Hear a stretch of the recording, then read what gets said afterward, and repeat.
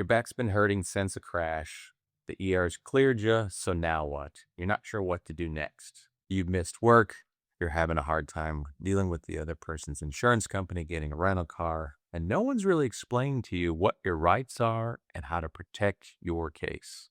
I'm Chris Blackburn, and this is Chad Romey, and we're personal injury attorneys handling cases all across the state of Indiana and Fort Wayne. We have helped hundreds of clients navigate these waters because back injuries and neck injuries are some of the most common, but yet misunderstood and mishandled claims after a car accident. In this video, we're going to walk you through what you can watch for, what kind of care you might expect or actually need, and what kind of mistakes that might happen or might cost you in your case and the compensation that you deserve. So, Chad, I know you're not a doctor, but what are some common injuries that people get, or more specifically to their neck and back?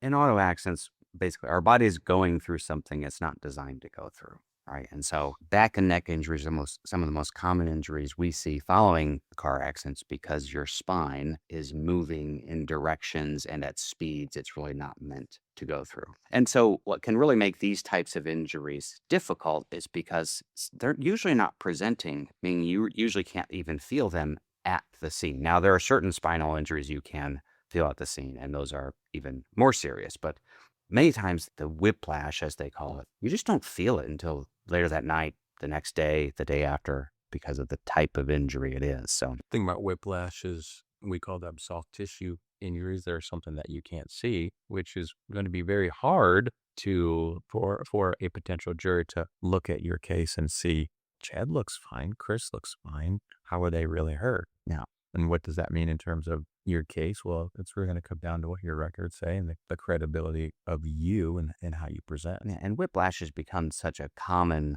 term where it's almost a pejorative. It's almost some people can view it and say, well, that's not a real thing. I've had clients tell me, well, I didn't think whiplash was a real thing. I thought that was just kind of a fake injury people claimed after an accident until I had it.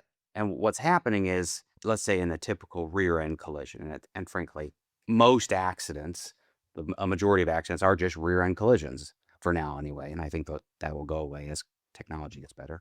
What happens is when you get hit in the rear, when you're sitting at a stoplight, your car moves forward before you do. And so you get thrown back into your seat, which is fine because that headrest is there. And that's not really the thing that causes you the injury. But then your momentum catches up to the car and you fling forward and then you fling back again. And it's that flexion or extension in your neck that it's going beyond what you're normally doing, and it's doing it with forces and speeds that are cause injury. There's a lot of soft stuff in there. There's tissue, there's bone in there, but there's all the stuff that connects your vertebrae together, all those little bones in your neck and your back. That's all soft, right? And so you can get tears to that. You can get really, really, really small tears, stuff that doesn't even show up on any imaging, that just hurts. And then it gets inflamed and it can be really painful and can be really hard to overcome.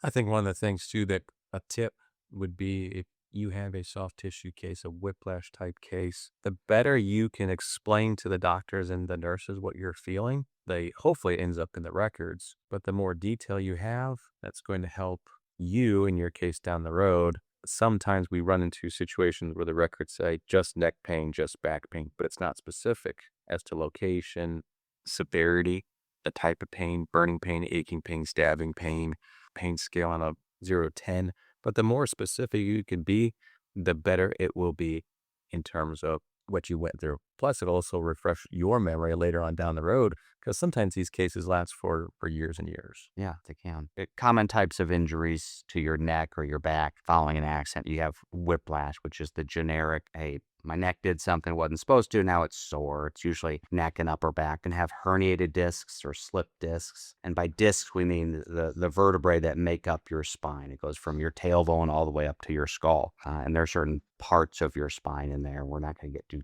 too detailed there, but certain segments of your spine are more susceptible to injury in an accident. So you can get herniated discs, where the soft, squishy stuff in between the bones and your back kind of comes out. It's herniated. You can get bulging discs. You can get slip discs where they used to be right over each other, now they're a little moved, so they are not completely in alignment. You can get fractures. And some people, you get spinal fractures actually to the bones. And times when you hear, gosh, I broke my back. When I was a kid, I used to think if I broke my back, I'm paralyzed. Mm-hmm. You can get all sorts of fractures in your back that don't lead to paralysis, but it can be very, very painful because there's a lot of little parts to the bones in your back that can fracture or break.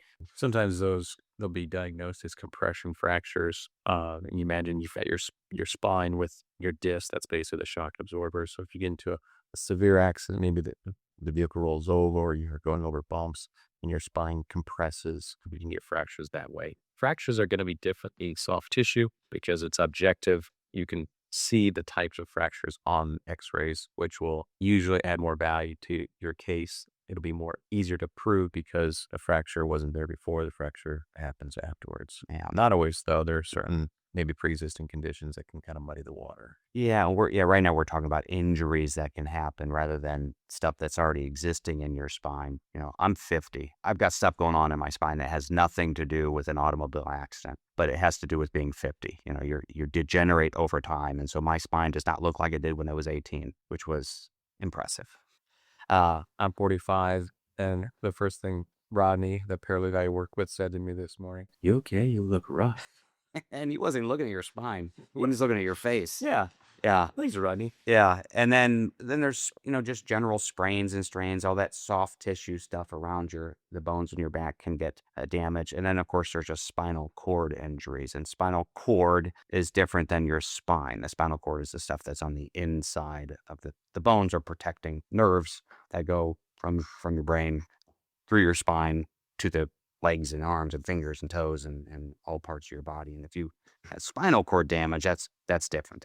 That's when you say, okay, I can't move my legs anymore. I can't. Depends upon where that spinal injury comes. So the key point is spine or spinal cord injuries. The symptoms can be very wide ranging. Just don't ignore them. If you're in an accident, don't do the thing where, hey, I woke up the next day, I'm going to grin and bear it. Because you might be waking up the next 6 months grinning and bearing it. And you don't want to start your treatment 6 months after your accident because 2 reasons. First, give yourself the best chance possible to get better from your accident.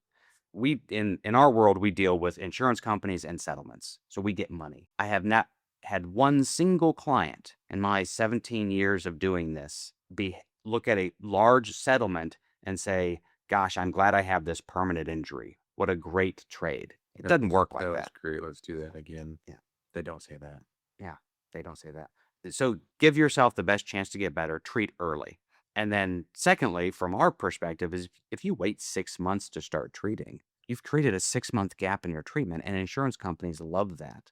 Hey, you either weren't that hurt, so that's why you didn't go to the doctor, or gosh, you would have gotten better if you'd just gone to the doctor, or they argue something else happened in that 6-month time frame. And sometimes, frankly, the records make it look like that because you go in 6 months after your accident, and the first thing the doctor says is, patient woke up this morning and their neck hurt, their back hurt. And now all of a sudden, that's not what you told the doctor, but it's the way it got written down. So just be careful there.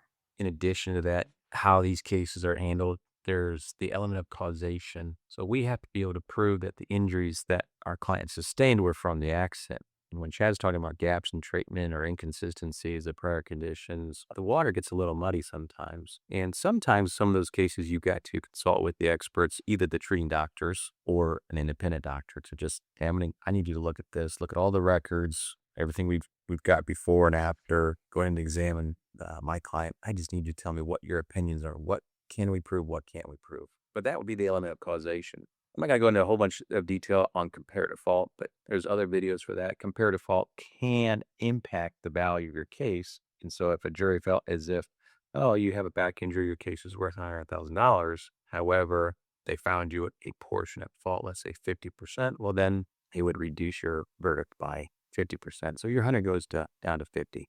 This case isn't about comparative fault.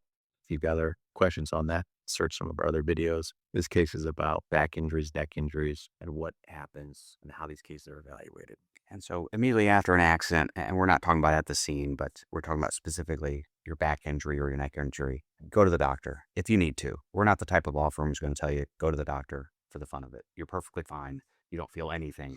But if you feel anything at all, go to the doctor. be open and honest with the doctor, and follow doctor's orders. That's huge. Yeah, follow the treatment plan. Lots of times I'll have clients say, well, I didn't do the physical therapy that they suggested because I just didn't think it was going to help. Never tried it. Just, I didn't think it was going to help. I know what they're saying is they were very busy. They didn't want to go to physical therapy 3 times a week, and they were concerned about the cost. Mm-hmm. But in front of the jury, if you're over there, it's going to be them saying, my doctor, who I've gone to for 30 years, told me to do physical therapy, and I said, nah. So you got to follow doctor's orders, document everything, right? And so you need to be able to show what it costs you. So keep your receipts.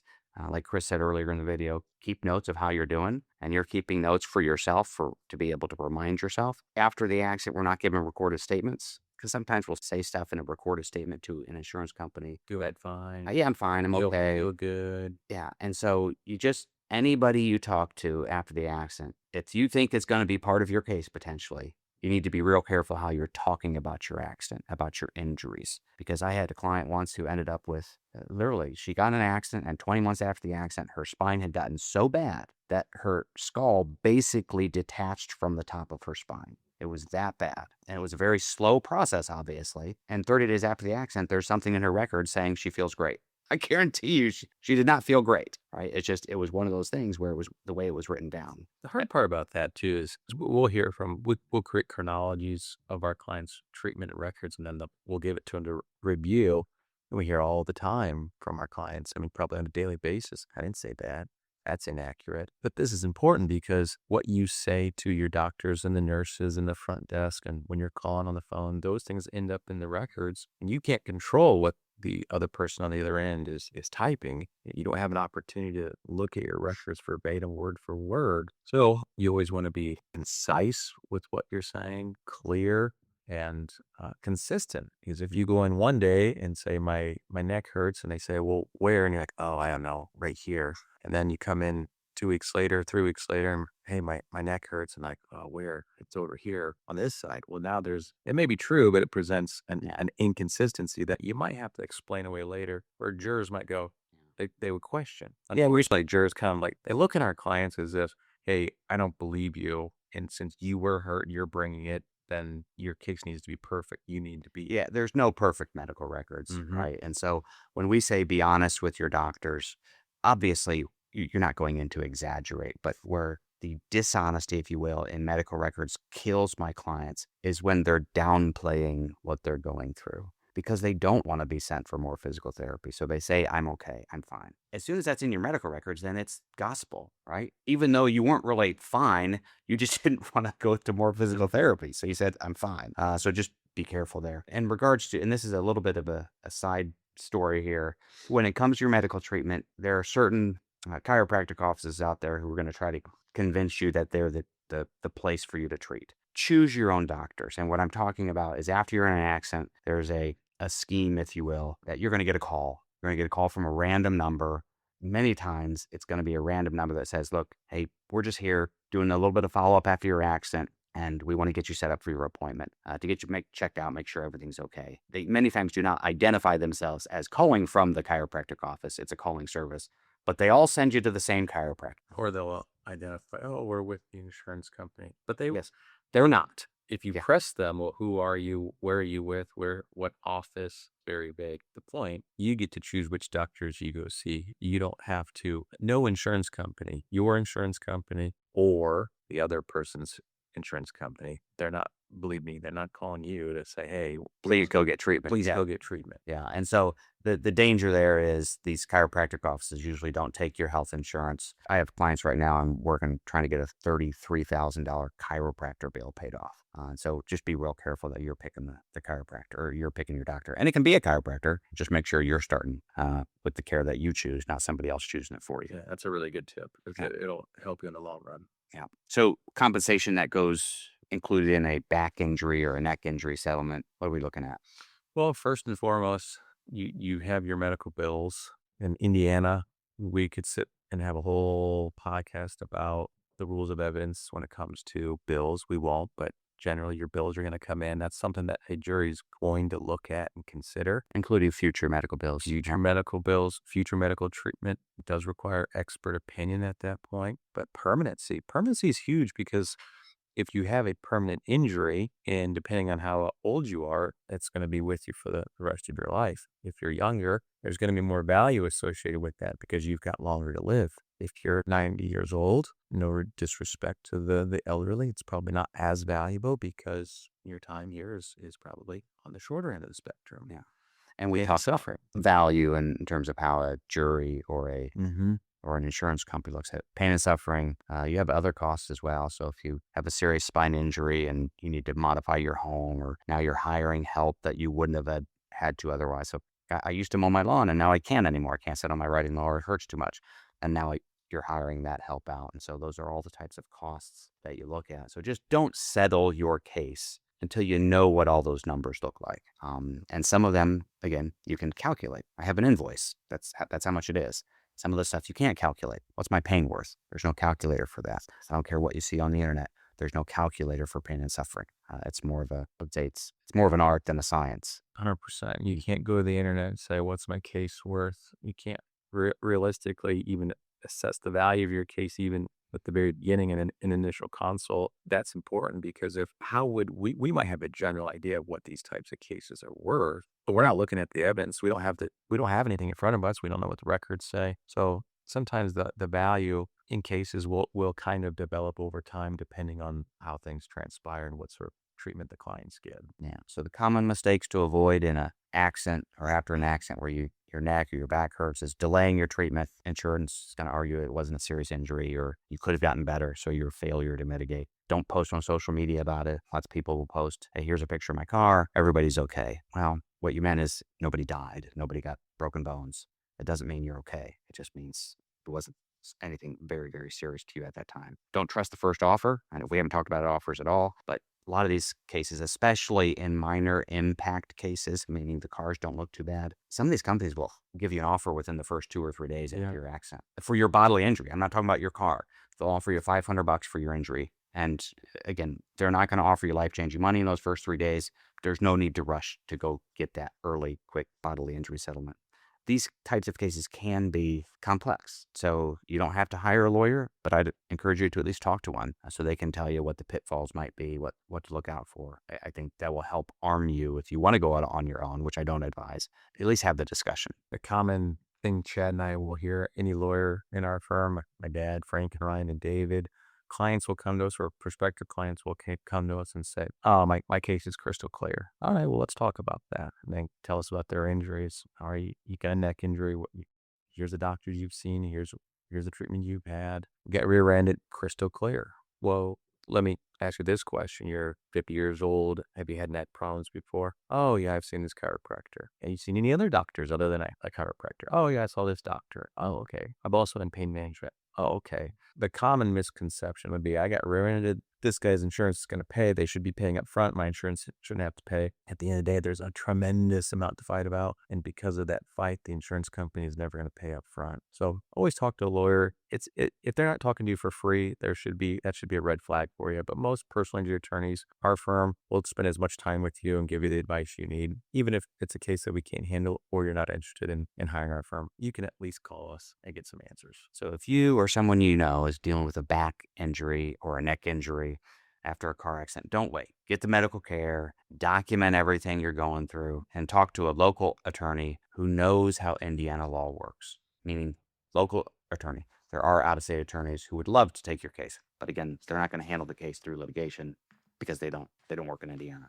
Before you do anything else, you absolutely need to watch our next video. 3 ways companies can be forced to pay you after a truck accident. That video could make the difference between getting a tiny settlement and the full compensation you deserve, especially if a trucking company or business is involved in your crash. So don't miss it. We'll see you over there.